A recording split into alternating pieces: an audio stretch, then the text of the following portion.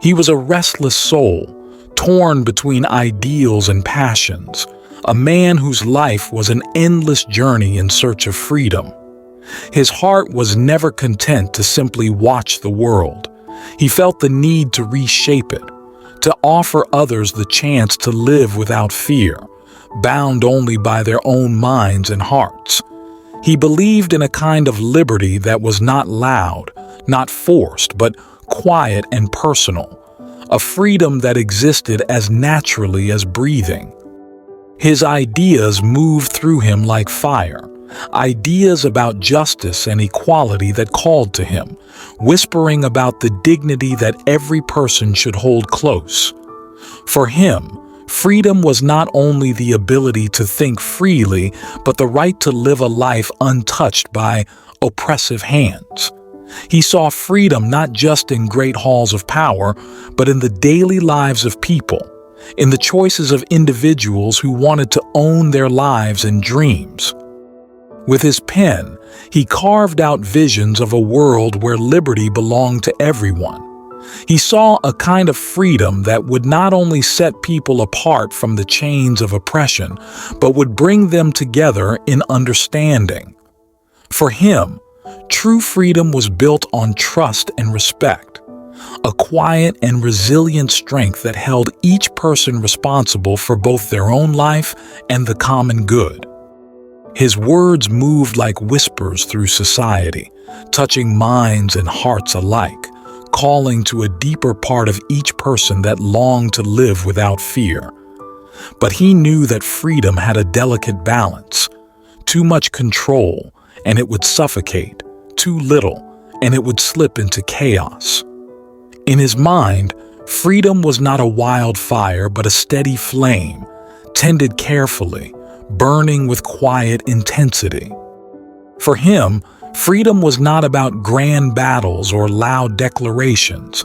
It was a personal journey, a quiet strength, a constant call to be true to oneself and just to others.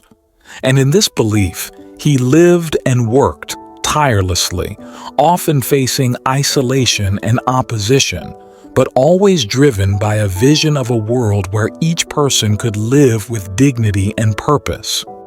He saw the world not as it was, but as it could be, filled with individuals free to shape their lives, and yet united by a common respect.